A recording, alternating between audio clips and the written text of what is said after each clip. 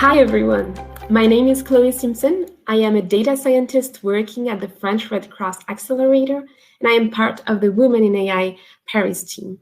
I'm very happy to be here and to pursue this very interesting discussion on the French AI landscape. I am surrounded by amazing women today on this panel. Laure, Research Director at ASAP and Vice President of the Big Data Value Association. Langé, CEO and co-founder of AMASAI, and Trang, Managing Director of AI for Health at Startup Insight. We are going to continue talking about ecosystem, data revolution, ethics, and diversity. So let's get started. My first question is for you, Stephanie, and I think it's a nice transition with Olivier's final words. So one of your missions at Startup Insight is to federate professionals from the healthcare and AI ecosystem, including research centers, pharmaceutical companies, and startups. What is the main value of creating these synergies, and what are the main challenges that you face? Well, thank you, Chloé. I'm very pleased to be here with you all talking about AI and healthcare. So yes, AI for Health is an initiative that gathers since 2018 hundreds of members in the AI and the healthcare industry. As you said, Chloé, a research lab, pharmaceutical companies, startups, but also hospital, patient association, and tech providers. So the main value that we are creating with this synergy is to enable our members to work as an ecosystem. So in that way, we are currently co-writing an AI for Health digital book with Capgemini Invent, and we will publish by the end of this year some use cases, the best of use cases with key opinion leaders, interviews, and the mapping of best startups in AI and healthcare. So this is my project. I'm really passionate about healthcare and AI, and especially because everything is in development and we need to consolidate the business model. And we need more collaboration and collective intelligence. So in order to accelerate business and digital transformation in the healthcare industry. And you know, with the COVID, I can't speak about healthcare without speaking about COVID. It is hard to implement some application yet. Like we have an example of a great tool, which is Stop COVID, made in France, and that works very well, but the French citizens are not ready to share their data yet, and for safety and sanitary reasons still. So for us, our mission is really to decipher the AI technology among health professionals and patient association, and to consolidate the business model, because there are many startups in this area. And I know that we can map all the people on the healthcare and AI industry on the topics of who does what, which means that all the members of our initiatives will be able to display their use cases, and that's how we will more and more work as an ecosystem. And that's the main, I think, challenge for us. Thank you very much. I think that to continue on this ecosystem notion, my next question is for you, Laure. So this notion of ecosystem is at the heart of the Big Data Value Association that you are the vice president for. Can you tell us a bit more about the main missions? Yes, as you say, thank you, Chloé. As you say, I'm involved in several European projects and initiatives, and this Big Data Value Association is the private side of this public-private partnership with the EU Commission, and has more than 220 members from all over Europe, so academics as well as industry, large industries, SMEs, etc. So in terms of ecosystem, it's pretty various and a good representation, a good balance of those different aspects. So the mission, the mission of the association is to develop the innovation ecosystem, everything related to data-driven digital transformation in Europe, so all aspects of it, so of course economical as well as societal, and make sure that in Europe, we have this leadership in big data and AI. I mean, the name of the association is Big Data Value Association, but this is AI is really definitely part of the mission. It actually is evolving in the future. We don't know the name yet, but it will be an AI data and robotics partnership in the next framework program from 21 to 27. So among those activities, BDVM members are working on, I mean, there are some task forces and discussion on legal, societal, and ethical aspect and challenges related to big data and AI.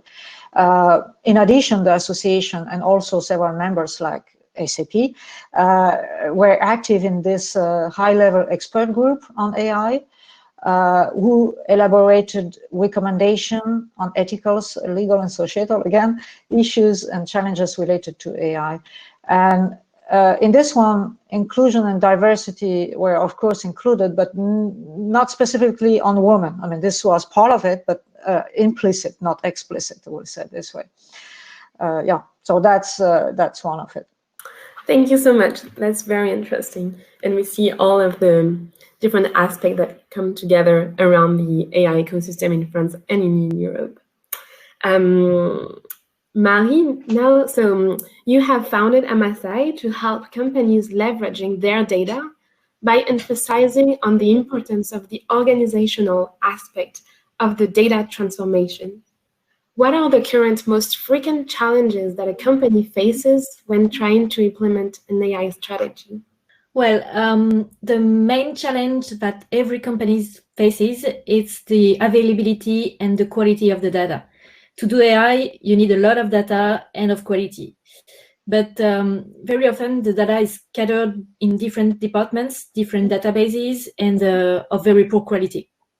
This can be explained by the fact that the people in charge of collecting data, they don't use it, and they are not aware of the importance of data quality. So before starting any AI projects, companies must assess the data available, create data lakes to gather the different data, clean it, and create a data governance to make sure that every single employee takes part on it. And once this is done, another challenge is the know-how. AI is something very new, and companies don't have the knowledge to harness the power of data. So acculturation is key, so that the top management, as well as the managers, they understand how an AI project should be led.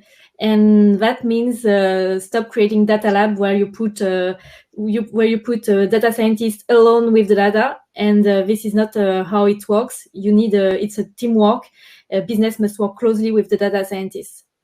And finally, one other issue is the legal aspects. So you should tackle GDPR, for example, right from the beginning. And actually, it's a good start to assess and clean your data. And then you have to check that you are allowed to use this data. Yeah, thank you. Thank you very much. I think this is very helpful for the one starting AI strategy and to know a bit what are the first steps to take. Going back to healthcare and to a very concrete application of healthcare, Stephanie, you organize a conference called AI for Health every year. Can you tell us a bit more about the main evolutions that you've noticed over the past 3 editions, I think, in terms of technology, innovations, and different startups, maybe, or different geographies? Yes, thank you.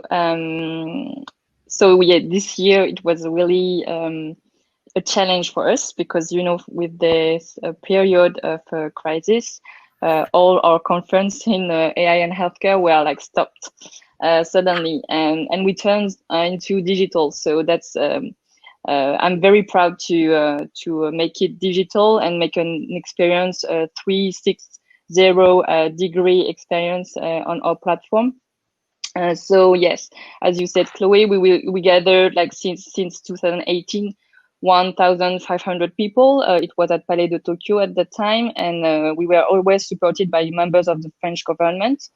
And we hope to have more than 1,500 people this year from France, the Netherlands, Switzerland, Germany, Quebec, also US, talking about, of course, AI and healthcare.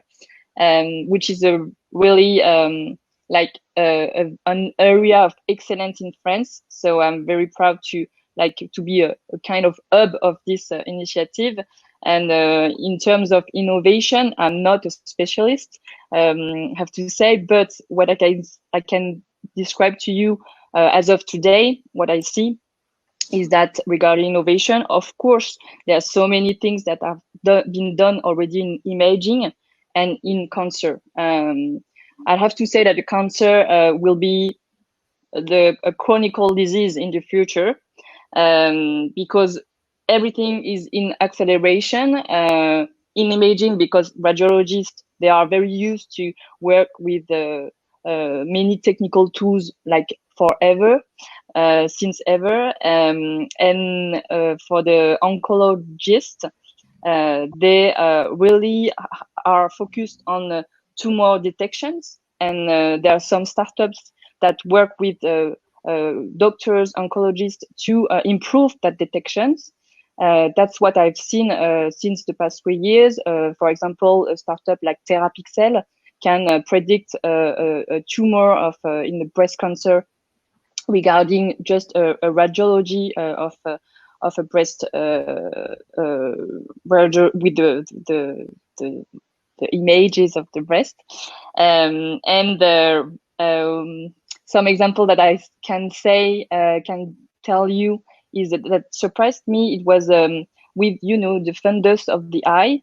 You can early detect Alzheimer now with the AI robot. This research have been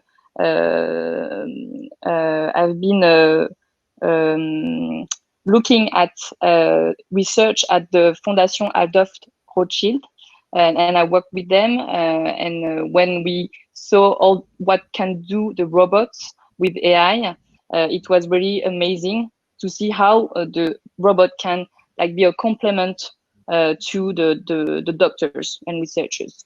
Maybe, I don't know, I can tell another big famous startup, which is MoveCare.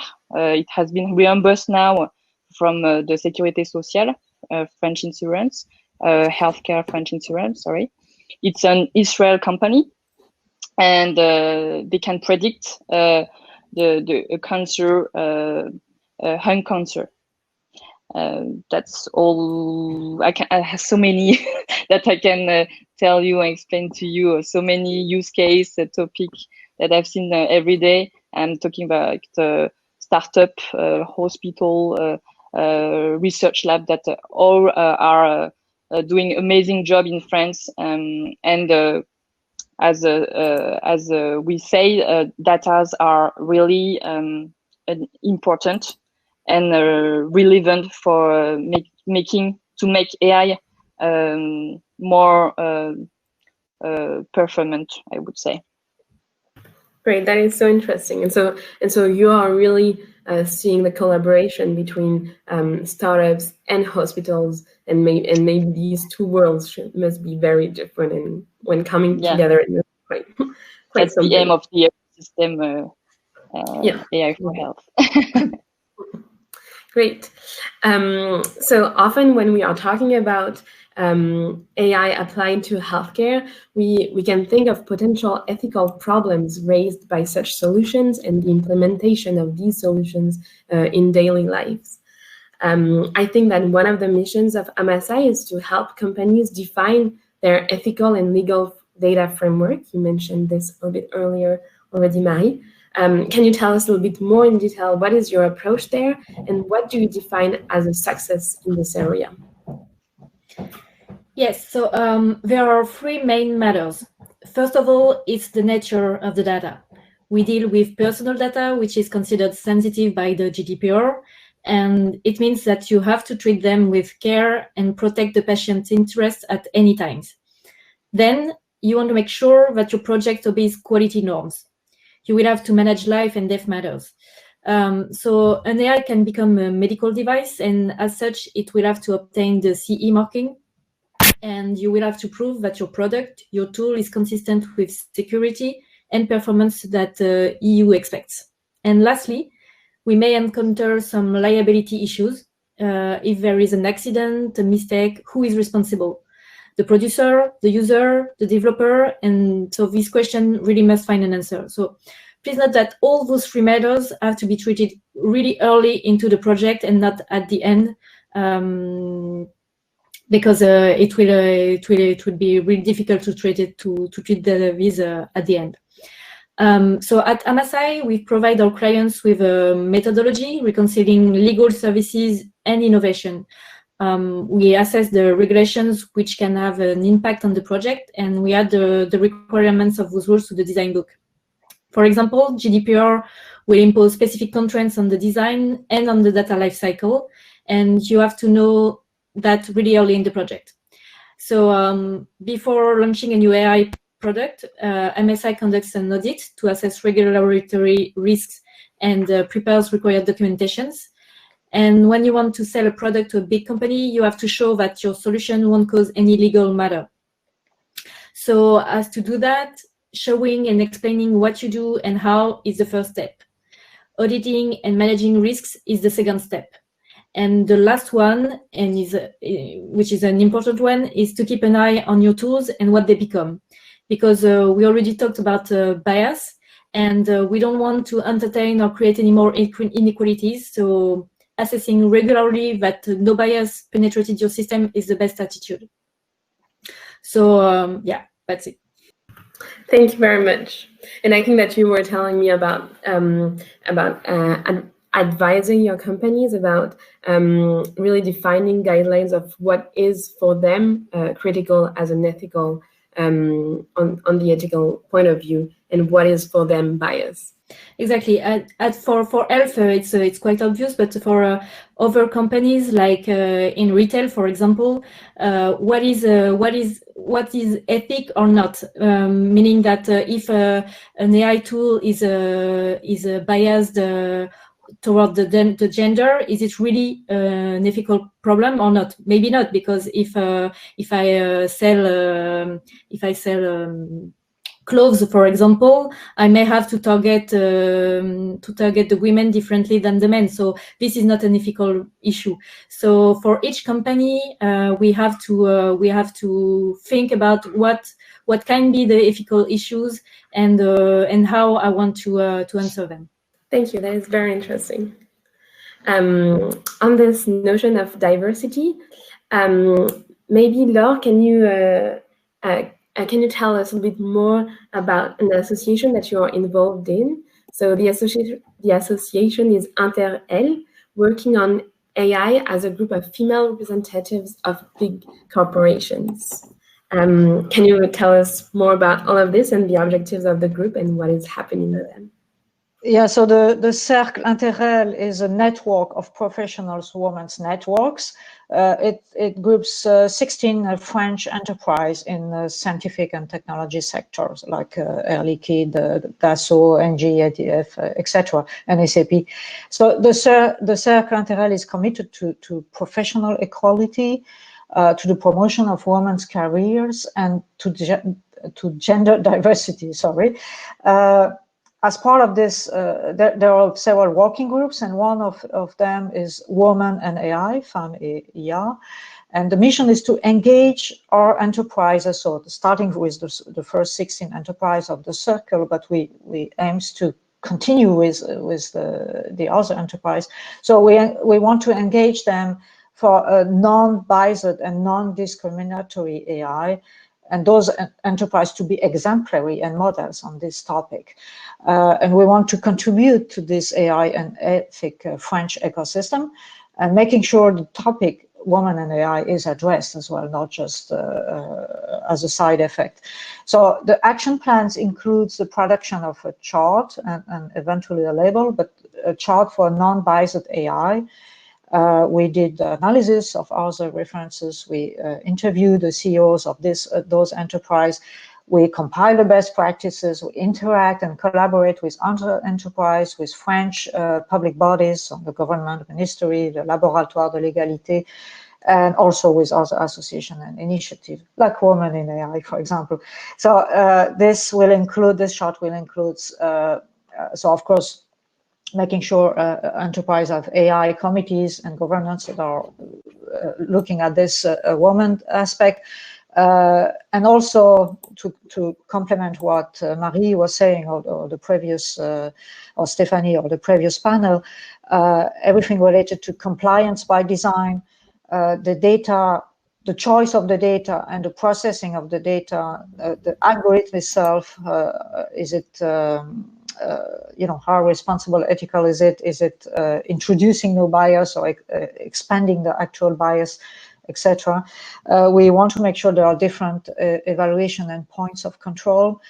And another aspect that was mentioned earlier, the diversity of AI teams, and of course, everything related to sensibilization and responsibilization at every level of the companies. And here we talk on producing AI, I mean, like SAP or companies like this who are developing algorithms, but also using AI. If you're HR, more and more companies are using AI products for recruiting, etc. So how to make sure we don't use the salary, the data of the actual salary, and just reproduce the gap in the salary. So this initiative is also interesting because it's really not just looking at the broad overview of all diversity and all ethical aspects, but really concentrating on specifically on women in AI from all point of view and angles, I would say. Great, that is very interesting and very in line with all of these today's speeches and discussions. I think that this notion of bias is very interesting, and maybe this is a question for all of you. What do you feel is needed to try to reduce bias in the production of AI? So, do you feel like there is more regulation is needed to try to reduce bias, or how? So, what do you see in the future of AI in terms of bias and controlling this bias? I think that the first step would be to learn the data scientists that there could be bias in their product, in their tool, because for the moment they are taught mathematics, statistics, computer engineering, but they are not taught about ethics issues and bias. And I think that could be a very interesting step for them to be aware that there can be bias in the data sets, but also in the code, and to make them able to avoid them during the implementation of the tools. That could be a first interesting step. Yeah, that's why I meant by sensibilization and responsibility. Explain not just to the producer, but explain to the people who are also using it, what is in it, and those algorithms have to be transparent, explainable, trustable, etc. So this is important when we produce them, but people have also to understand what does it imply. I mean, as was mentioned before in previous panels, it doesn't come from the sky. I mean, those data or actual data or includes biases or not, and those algorithms are produced by humans. So we have to make sure. So if we first educate the people, where does it come from? It's here. Actual data may have biases or not. How to make sure we are not reproducing, etc. So it's really first by pointing to just the question is a very big step already. I mean, just explaining to people it exists and how you make it, and then how to avoid it. And there could be another step. We could be positive and creative here, where we can correct. I don't like this way, but this way of saying, but we can use AI in trying to correct and making the world better, if we can say this way, but making sure we correct the bias that exists already, like making sure we at least neutralize what exists. Taking this example of the salary, if you take the actual database of when giving determining the salary for a new employee, if it looks at the database, it looks, okay, gender 20% less, so I give 20% less because this person is a woman. Okay, maybe we don't even need the gender as a characteristic in the database, so just take it out, and then we just determine the salary based on other stuff like competencies. Or the other way around, we say, okay, because it's a woman, we may give a little plus, you know, this positive discrimination. So everything is possible, so we just have to be conscious of it and making sure we use it properly and of course ethically. But do we need regulation? I'm not sure. I mean, if we apply what exists today as regulation, we should be okay. We just have to make sure we don't create additional problems, additional challenges. Great. And on top, I just want to add something about acculturation also of the technology of AI. And for that also, I mean, when Laure talks about skills, it's really important about education and Marie about data scientists. I think that all this kind of typology of people have to be also sensitized about what they learn and also what they transmit. And I think that the government has a kind of role of into the education. They invest a lot in AI. They want to invest a lot, as I wonder how, but they want to invest a lot in AI. And at the same time, we don't have the good quality of regulation in terms of ethics and education, and it's the basis, I think, for to avoid all the bias also. Great. Thank you so much, ladies. That was a good final word for this panel. Thank you to you all for listening to these 3 amazing speakers, and I hope we'll see you again soon. Bye. Thank you. Thank you. Bye.